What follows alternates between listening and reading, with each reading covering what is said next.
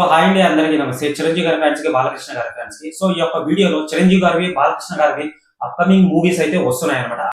Already mega 158, NBK 111 అని చెప్పి వీళ్ళు డిక్లేర్ అయితే చేశారనమాట. ప్రస్తుతానికి ఈ రెండు మూవీస్ ని ఈ టైటిల్ తో పిలుస్తున్నారు ప్రస్తుతానికి. ఇవి కాకుండా బాలకృష్ణ గారివి ఎన్బికే 111, రైతు, ఆదిత్య 999 అని చెప్పి ఒక మూవీ అయితే వస్తుంది అనమాట. సో ఈ యొక్క ఆదిత్య 999 అనే మూవీ, ఆదిత్య 369, 368 అని చెప్పి ఒక మూవీ అయితే ఉంది, పాతకాలపు సినిమా అనమాట.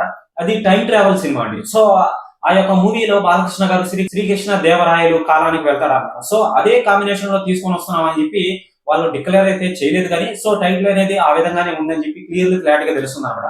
ఇక చూసుకున్నట్లయితే చిరంజీవి గారివి ఆటో జాని, విశ్వంబర, మెగా 158, చిరు అనే మూవీ కూడా ఉందన్నమాట. సో ఈ యొక్క చిరు అనే మూవీ ప్రస్తుతానికి ఈ టైటిల్ తో పిలుస్తున్నారండి. చిరంజీవి గారు మనశంకర్ వరప్రసాద్ మూవీతో 400 కోట్ల వరల్డ్ వైడ్ గ్రాస్ ని సంపాదిస్తున్నాడని చెప్పి ఒక క్లియర్లీ క్లారిటీగా డిక్లేర్ చేయలేదు కానీ పరుగులు తీస్తుందని చెప్పి క్లియర్లీ క్లారిటీగా తెలుస్తుంది అనమాట. సో 370 ప్లస్ అని చెప్పి వాళ్ళు ఆల్రెడీ ఒక పోస్టర్ అయితే వదిలేరు. ఓకేనా, ఇప్పటికే 400 కోట్లు దాటేస్తుందని చెప్పి క్లియర్లీ క్లారిటీగా తెలుస్తుంది అనమాట. సో అది కాకుండా అఖండ 2 వచ్చి కలెక్షన్ల పరంగా మనశంకర్ వరప్రసాద్ ని దాటలేదని చెప్పి క్లియర్లీ క్లారిటీగా తెలుస్తుంది అనమాట. సో ప్రస్తుతానికి అఖండ 2 వచ్చి మంచి ఓటీటీ ప్లాట్ఫామ్ లో రన్ అవుతుంది అనమాట. దీని యొక్క ఓటీటీ రైట్స్ వచ్చి 80 కోట్లకైతే అమ్ముడుపోయింది అనమాట. ఓకేనా, సో ఇక చూసుకున్నట్లయితే మనశంకర్ వరప్రసాద్ మూవీ వచ్చి చిరంజీవి గారి G5 లోకి ఓటీటీ ప్లాట్ఫామ్ లోకి వెళ్తుంది అనమాట. అది లాస్ట్ లో తెలుస్తుందని ఇంకా వీళ్ళు అయితే డిక్లేర్ చేయలేదన్నమాట.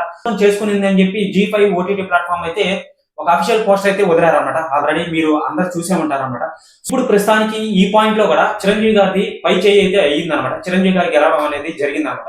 ఇప్పుడు వస్తున్న మెగా 158, ఎన్బికే 111 తో అయినా సరే చిరంజీవి గారితో పోటీ పడుతున్నారు కాబట్టి మన బాలకృష్ణ గారు గెలుస్తారా గెలవరా అనేది చూడాలన్నమాట.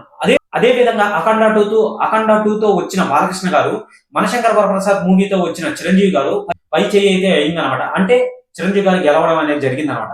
సో ఈసారన్నా బాలకృష్ణ గారు గెలుస్తారా లేదా అని చెప్పి వేచి చూడాల్సిందనమాట. ఎటువంటి అప్డేట్స్ ని మళ్ళీ మీరు చూడాలనుకుంటే ఎవరైనా సరే మన ఛానల్ కి కొత్తగా వచ్చినట్లయితే ఛానల్ ని సబ్స్క్రైబ్ చేసి బెల్ ఐకాన్ ఆన్ లో పెట్టుకోండి. ఇటువంటి అప్డేట్స్ ని మళ్ళీ మీ ముందుకు తీసుకొని వస్తాను అనమాట. ఓకేనా, బాయ్.